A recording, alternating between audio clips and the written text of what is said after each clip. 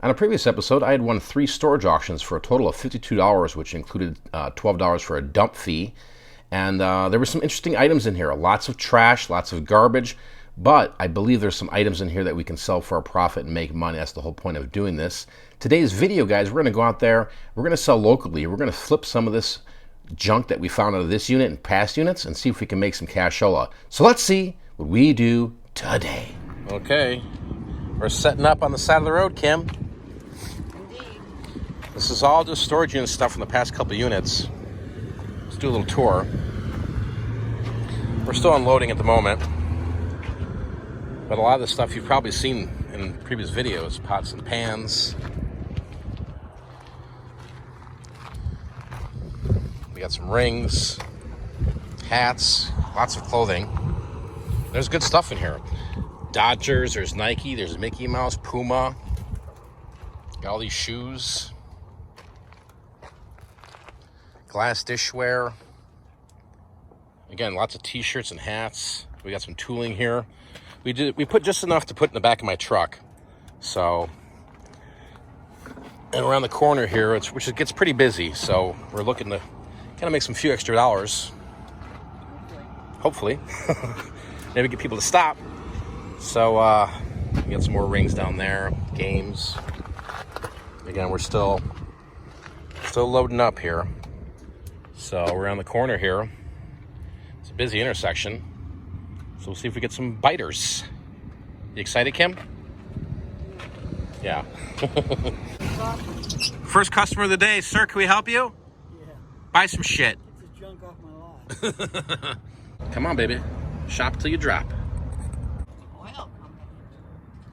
Pride? Where? Love's on this side. Love's bottom. What's it? Oh, where all the trucks go in. That big loop. Yeah. That's sweet. Oh, sweet. Yeah. You know, they... Thanks for shopping. Stuff here. That's what I do. $1. All right, we got a little rush there. And we got the shrimp guy here in Action Jackson. It'll drive some traffic over here. Come on, people, let's stop and shop. Stop and shop. Right, my little homie? That's right. You better buy me. Come on, Vato. Buy me. Okay, we got some biters, people. We got some biters. Oh, yeah. Another happy customer sold a hat and 2 movies for $6. Come on, people. Stop and shop. Stop and shop. Another happy buyer, Kim, huh? Mm-hmm. Buying that storage unit clothing. Gotta love it. See, now, Kim, when you do side-of-the-road specials, you never know out in Arizona, man, who you're going to come across. So you always got to have a little buddy with you, if you know what I mean. Cha-ching! Shrimp guys are rocking and rolling. Hey, now!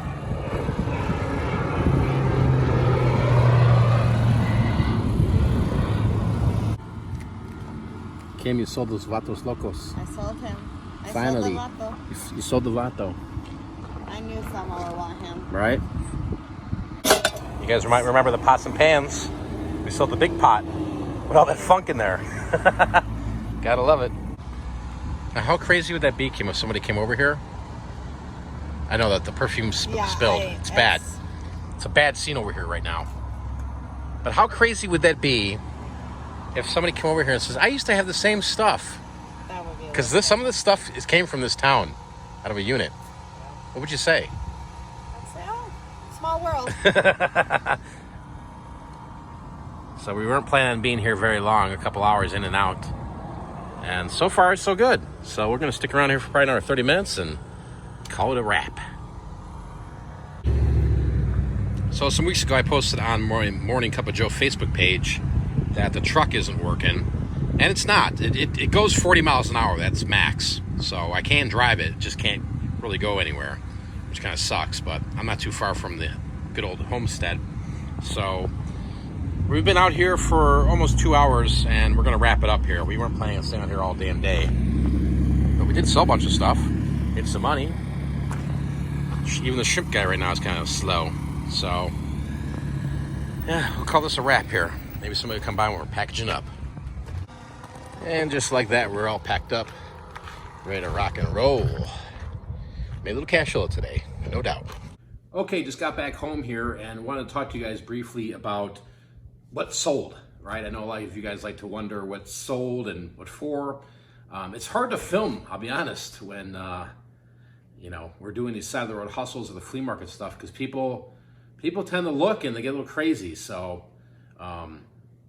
I try my best to film as much as I can with my iPhone.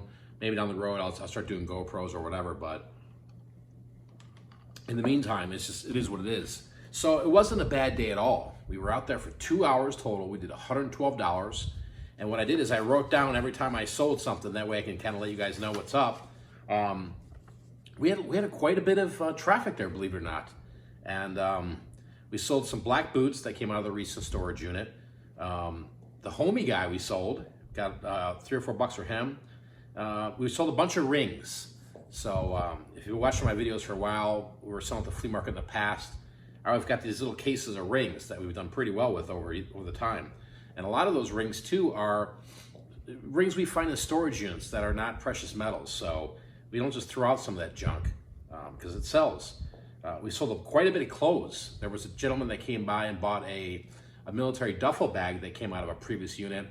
And he must have dropped $40 on t-shirts, shoes, and some jeans. So that was nice.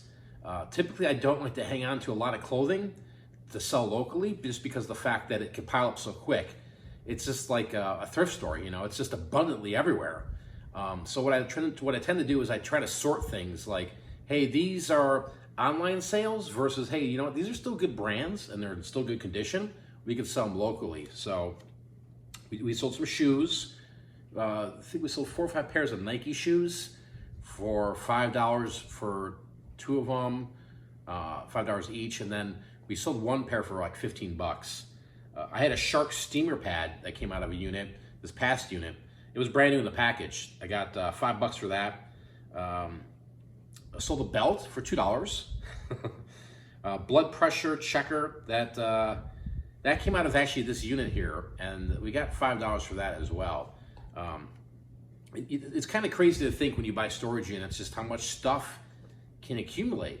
And honestly, if you guys are watching these videos, it might not look like there's a lot of stuff in some of these units, but sometimes there is, and it can be overwhelming, no doubt. But you know, the biggest thing is just sorting through the trash, finding out, you know, this is what I do.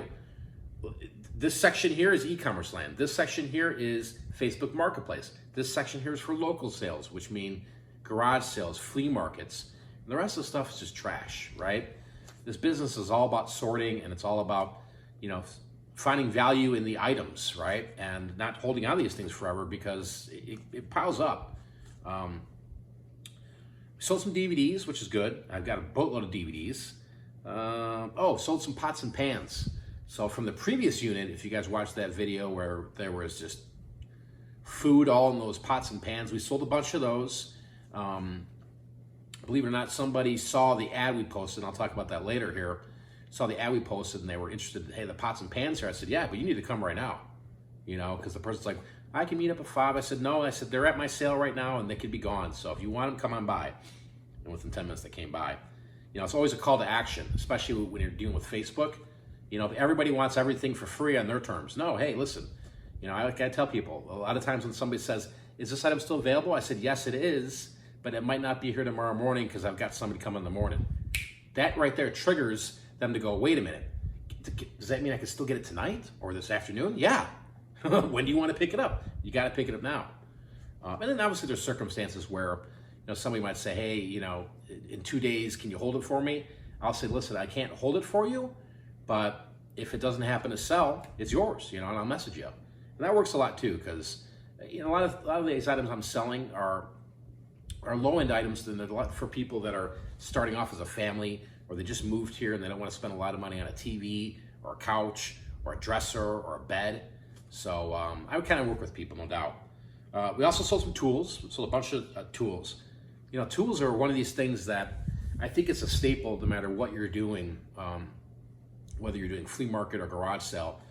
Tools is just a hot commodity. It really is. Sold some hats. Sold a couple pairs of headphones, just random headphones, you know. I just throw them in a Ziploc bag and put $1 on them. I had some marbles that came out of a previous unit. All this stuff came out of units, by the way, that you guys have seen so far here on YouTube. And then we sold like an army plush doll that came out of, we've had this thing forever. It came out of the one unit where the Marine lost his life. So not too bad. So this was only like not even a mile from my house, sitting on the corner of the street. So it wasn't taking up a lot of time. You know, we were there a total of 2 hours. That included the breakdown and loading it back up, which doesn't take long at all because it's all condensed. You know, boxes here, tables there. So it's not like we were doing this for 5 hours. But I like the numbers. You know, obviously the more the merrier. But it's one of these things where, you know, you got to drive traffic to these events. You know, obviously there's cars driving by, you can see in the video. But what we like to do is we like to announce the night before on our Facebook business page, hey, we're having a sale, we'll be over here. That gets a lot of interest. And we'll mention some items we're bringing. We don't really show photographs until the day of. And then what we'll do is we'll post on the day of on our Facebook fan page. And then we'll post in the Facebook buy-sell trade groups with pictures of our setup for when we were there. So once we got there, we had everything set up, we took some photographs, and just said, you know, cheap items. We listed the things because we're not trying to get top dollar for these items. We want them gone, you know. And it's back to what I've said in the past. You know, it's about becoming that low-cost producer. And I think the only way you could do that in this reselling business is you have to buy in bulk, right? You have to buy like how I buy in storage units, right? You know, drop $50 in a unit, you might have 300 sellable units. Well, how much money do you really have in that? You know, it's a numbers game, but also it's you know, giving people a fair deal because they remember that and they'll come back. You know, no sense saying, well, I really need to get $4 out of this item that sells for $4 on eBay. You know, just get rid of it. A lot of times, you know, I've seen comments where people are like, well, I would never shop your sales because you have no pricing on the stuff. Well, I'm going to be honest with you. We have more success not pricing items than we do pricing items. And I think the reason for that is because when somebody's coming in, you know, me and Kim are aggressively saying, hey, everything's really cheap or something you're looking for. Most of the stuff's $1. So people hear that right off the bat, they go, oh, wow. And then, you know, if we watch somebody pick up a pair of Nikes, we'll say, hey, that's $5. You know, but hey, if you want to buy a bunch of them, you know, we'll give you a deal. So, you know, for us, if we started putting prices on things, it would get a little hectic. And I think it would turn some heads too, because somebody might say, well, you know, I'm not paying $10 for this microwave. So we just found it's better just not to price anything. So a couple of things here I just wrote down because people have asked me, why aren't we doing flea markets? The flea market that was down the road from us, I don't know what's going on with it. It's empty. And it was a good little thing going when we did it some time ago, but then it just kind of dried up and it doesn't look like there's really any action over there. There's right down the street from there, like on the corner, people set up over there, and that's what you've seen in past videos. I've set up over there. So currently we have 3 vehicles, and we've got the truck, we've got the minivan, and we have another car that used to be Maddie's, but she bought her own car now, bought a brand new car or something. She's like, I don't want this car, Dad. I'm like, okay. So the truck has some issues. It's not going over 20 miles an hour, and I got to get that looked into because I've spent a lot of money on that truck to get it dialed in. So I was getting everything prepared for this season, so I can use this truck to go down the street with the trailer, go to more flea markets. So I got to decide here what to do in terms of hitting flea markets, because we need to. I mean, we are filled to the rafters with stuff. So I think down the road you're going to see some flea market videos. If it's in some areas of like Tucson or Phoenix or Glendale, even Coolidge, we're going to hit up some of those flea markets. But I got to figure out how I can transport it, right? The minivan's good, but I can't use it when Kim's using it for work, you know what I mean? So, and I can't transport a bunch of stuff in a small 4-door sedan. We'll get that figured out. You guys will see. But how's local sales, people ask. You know, I think they're really good. I really believe local sales are the future of selling, you know. I mean, obviously there was always a local market in terms of using Craigslist, but I think with the pure amount of people on Facebook, it just presents a whole nother opportunity, you know, and I've really been diving into it, you know, because, you know, people could buy things on Facebook and you could ship it to them.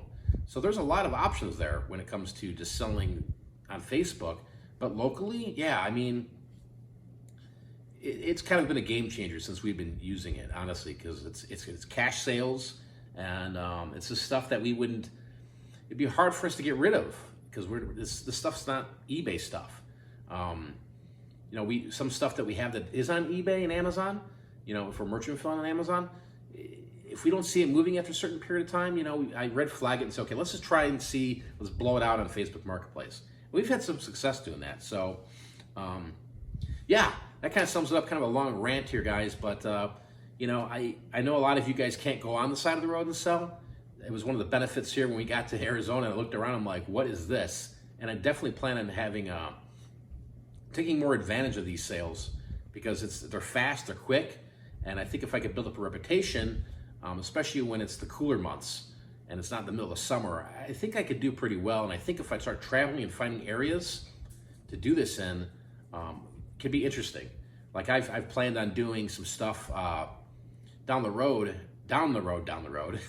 where, you know, I've got pretty much like tourist stuff to sell, and be in a high traffic area, you know, where there's a lot of tourists coming in, and, you know, sell them native jewelry or native pottery, or just any, you know, Arizona shot glasses or whatever it may be. So we'll see how that all goes. You know, the mind's always constantly going. When you get the shot, the adrenaline of the reselling, you know, and you get that entrepreneurial spirit, you're constantly evolving it. And I think that's important. It's good to have. It's a fresh concept of always thinking how you're going to grow your business. Because there's that old saying, if you're just stuck doing the same thing, you know, and you're not getting results, it's kind of madness, right? So with that being said, guys, I really appreciate you watching today's video. If you enjoyed the video, hit the thumbs up. You know, just happy to make these videos for you guys here. Maybe I encourage you, motivate you, maybe I entertain you in any way. I've been making these videos. It's been a long road, that's for sure. There's a lot of videos I've been making, and plan on making some more here. So thanks for watching, guys. Next time out of here, peace. What do you call this? We don't call this a vlog, do we? Chit chat over.